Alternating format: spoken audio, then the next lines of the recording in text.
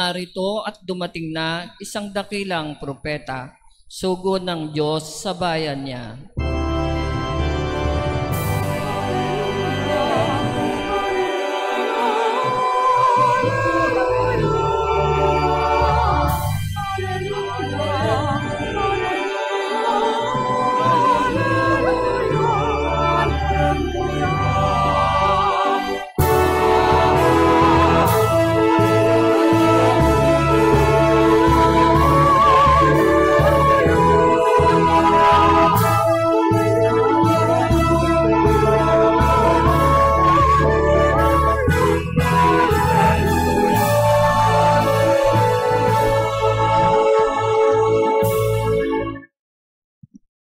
Sumainyo ang Panginoon At sumayo rin. ang mabuting balita ng Panginoon ayon kay San Marcos. Papuri sa iyo, Panginoon.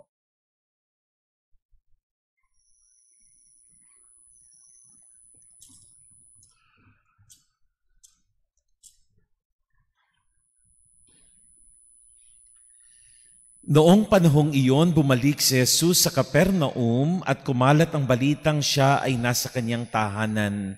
Kaya't nagkatipon ang napakaraming tao, anupat wala ng matayuan kahit sa labas ng pintuan. Samantalang nangangaral si Jesus, may dinating na isang paralitikong dala ng 4 na katao.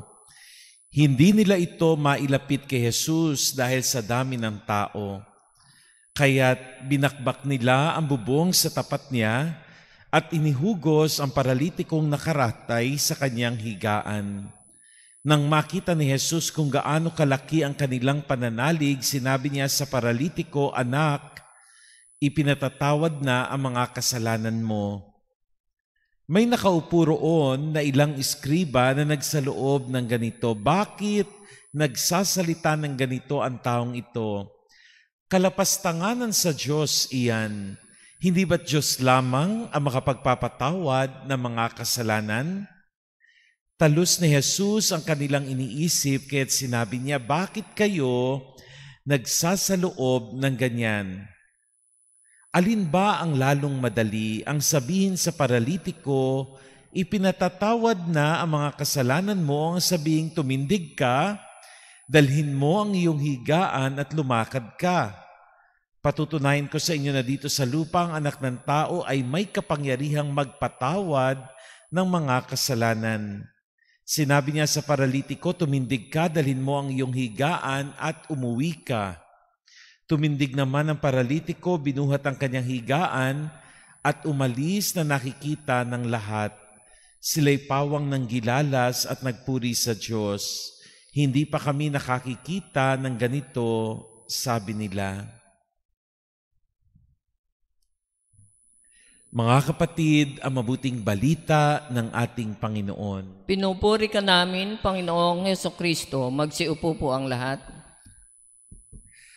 Paralitiko ang tumanggap ng habag ng Diyos sa tagpo ng ating Ebanghelyo ngayong hapong ito. Ang isang paralitiko o isang lumpo ay hindi maaaring gumalaw dala ng kanyang paralysis na dinaranas. Paralysis is the loss of our muscle function. Hindi nakagagalaw ang isang taong nawalan na ng function, ng kilos ng kanyang mga muscles. Kaya para sa isang taong paralitiko, it will be impossible to move himself towards the Lord. Mahinang-mahina siya, lumpo, walang pwedeng magawa para makalapit kay Jesus. That was the first obstacle in the gospel. The second obstacle that he confronted was actually the fact that the gateway, the doorway where the Lord was actually crowded with people. Punong-puno, ang sabi dito, napakaganda ng description. Napakaraming tao, anupat wala nang matayuan kahit sa labas ng pintuan. So the crowd prevented him actually from coming closer to the Lord. Kahit gustuhin man niyang makalapit sa Panginoon, naroroon na at nagkakatipon ang napakaraming tao. He was a paralytic, but secondly, the crowd was actually preventing him from getting closer to the Lord. Mga kapatid, isa siyang taong paralitiko, mahina, pero isa rin siyang paralitiko na itinataboy na ng kanyang kapwa-tao. Sa ganitong sitwasyon, wala na siyang pwedeng lapitan pa. Sa ganitong sitwasyon, ubos na ang kanyang pag-asa. Pero ipinakita rin sa atin na alam ng mga kaibigan niya kung kanino sila lalapit sa sandaling maubos na ang ating pag-asa.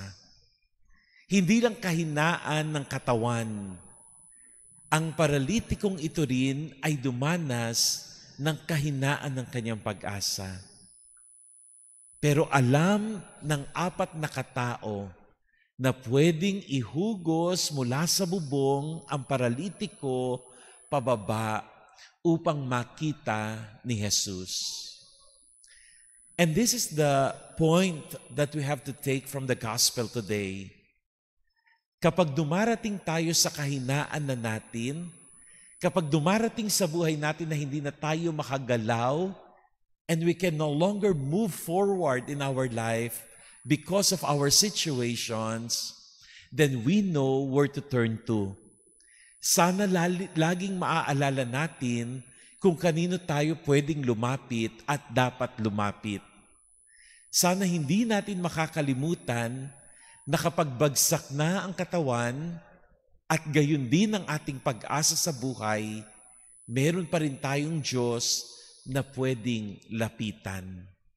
At kung hindi man tayo makakilos, huwag tayong mahihiyang lumapit sa ating kapwa upang magpatulong na tayo ay mailapit kay Jesus. Kay Jesus, hindi lang kagalingan ng katawan ang kanyang hangad. Kay Jesus, kaligtasan din ng kaluluwa ang kanyang nais ibigay sa atin. Kaya nga sa ebanghelyo natin, nang mailapit na ang paralitiko, he did not just simply get healed, he was also forgiven from his sins. Ang sabi dito ng Panginoon, anak, ipinatatawad na ang mga kasalanan mo. And that was to the surprise and to the ire, to the anger of the scribes. Nagulat sila at nagalit sapagkat si Jesus ay nagpapatawad ng mga kasalanan. Pero yun ang layunin ng ating Panginoon. Hindi lang pagalingin ang katawan, kundi iligtas ang kaluluwa. Sapagkat ang Diyos ay naparito para sa katawan at kaluluwa ng tao. At yan ang huwag nating kalilimutan.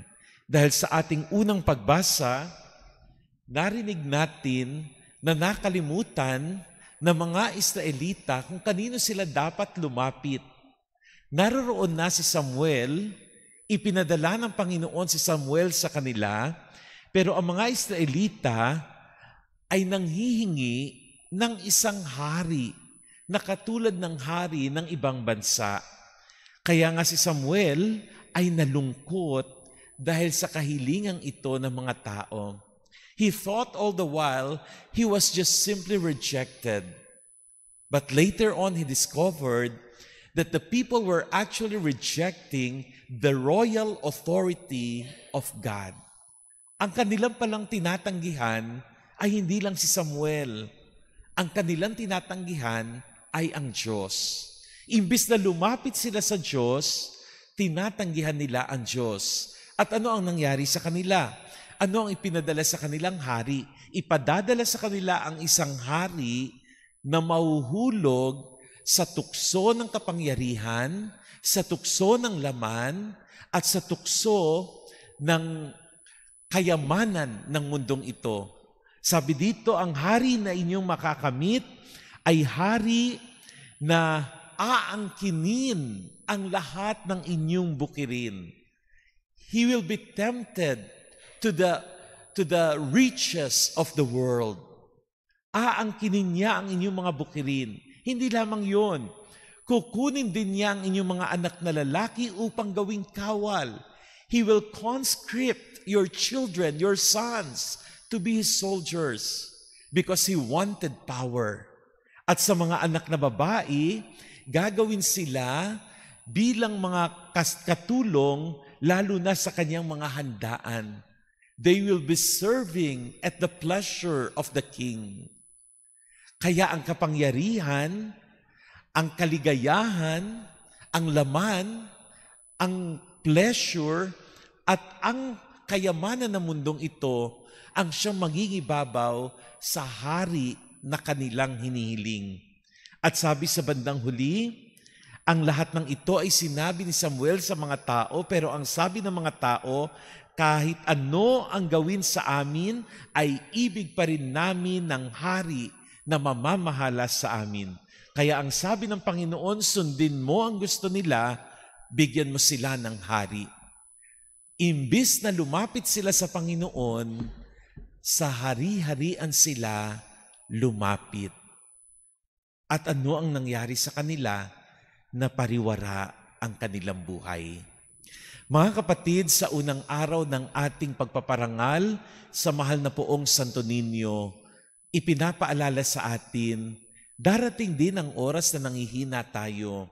Darating din ang oras na kukulangin tayo ng lakas para ipagpatuloy ang buhay. Pero huwag tayong lumapit sa hari-harian, sa naghahari lamang sa mundong ito.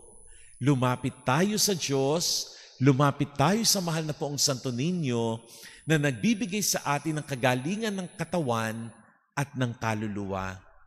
Huwag nating kalilimutan na sa sandali ng ating kahinaan, sa Diyos tayo lumapit dahil hatid niya sa atin ang kagalingan at kaligtasan ng ating pagkatao. Nawa sa imahe ng Santo Niñong ito, ipaalala sa atin palagi kung kanino tayo pwedeng lumapit at bakit tayo dapat lumapit sa ating Panginoon Diyos. Amen.